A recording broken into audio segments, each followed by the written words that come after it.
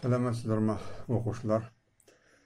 Әл-Фараби атындағы оқушылар сарайы бейнелеу бөлімі ұстазы, қосымша білім беру ұстазы Тілеудің Әбдуайымның 13 сабағы. Балдар, бүгінгі сабағымыз біздің сурет сабағы.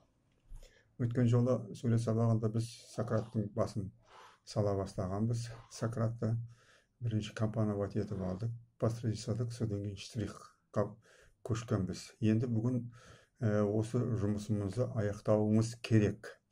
Өткенде айтып өттім ғой, бірінші бұның өзінің характері де жақсы, характер, образ жақсы, интересный.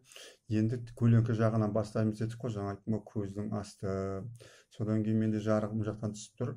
Мына жағын кішкене қараңғылап бере бастаймыз. Енді өткендегі осында бастағанымызда Сократты как листіда айтып өттім ғой, жаңа кетіп қалмасын, оңға, солға, төмен түсіп кетпесін, жоғары көтеріліп кетпесін дегенде.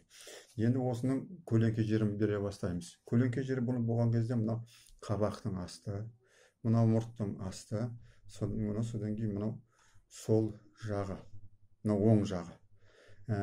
Штрих болған кезде айттым, өткенде твердый карандашпен салдыңдар, одан кейін твердый мягкий карандашпенен.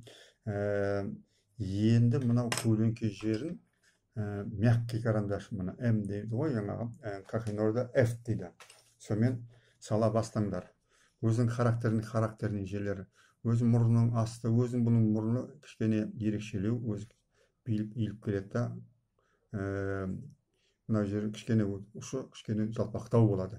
Соның асты жағы көлеңке болады.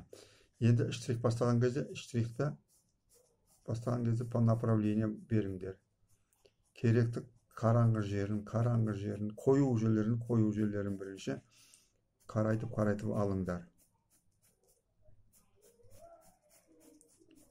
Керек. Интернетте айттым ғой, бұл бар, неше түрлі положениеде бар. Мен енді мұны 3-4 жаңағы 3-1. Содан кейін графикта кейбір жерде кішкене қатты бас жіберулеріңе болады, мягкий карандашпенен керек жерінде.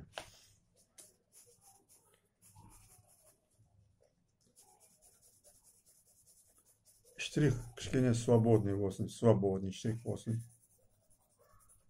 Сосын артынан келген кезде кішкене академический штрихпен карандаш арқашан, содан кейін ұштаулы болсын. Карандаштардың ұшы неғұрлым жақсы болса, штрих жақсы түседі. Егерден карандаштарың ұшы кішкене жиылып қалатын болса, онда штрихтің ізін жоғалтып аласың. Кішкене тоновое решениеде мысалы жаңастыларың мүмкін. Штрих карандаштарың осылай болса, уже примерно байқап отырасыңдар. Қай жерде мысалы штрихтің ізі түсіп атыр.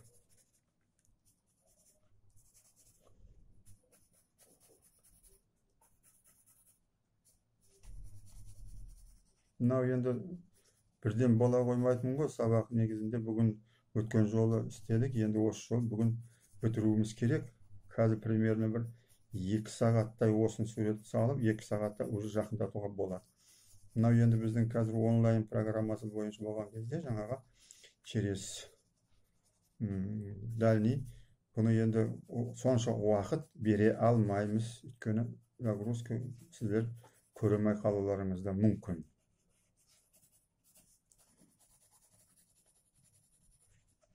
Қараңғы жерін бірінші, көлеңке жақтарын бірінші істеп алыңдар. Штрихтап алыңдар. Содан кейін твердый мягкий деген бар. Мынау свет жақты, мынау жоғар жақта. Бұны твердый карандашпенен. Т дейді ғой, сол Т карандашпенен, мысалы мұны твердый карандаш. Осымен жоғар жағын кішкене по направлению, былай. Карандашты қатты баспаңдар, карандаштың өзінің салмағы менен бүйтіп штрихтасыңдар да болады. Мына светлый, одан кейін кішкене басын қараңдар, уже полу. Мынау теневой жағы. Теневой жағы болған кезде твердый мягкий карандашпен істейсіңдер. Мынау жағы уже твердый мягкий карандашпен Basıp alamын мына жақта кішкене. Штрихтап.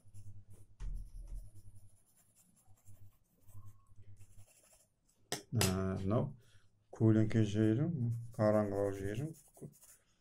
Енді бұған только образға қараңдар, енді бұны полностью, мысалы, керек жерін ғана, мынау мұрынның үстін, көздің, мынау көзді, мұрынды, мынау ауызды, осы маңайдағы жұмыс істесеңдер де болады балдар. Мына қалай шығып жатыр, қарадыңдар ғой өзің, иә? Осылай істеңдер. Балдар, енді осымен сабағымыз бітті.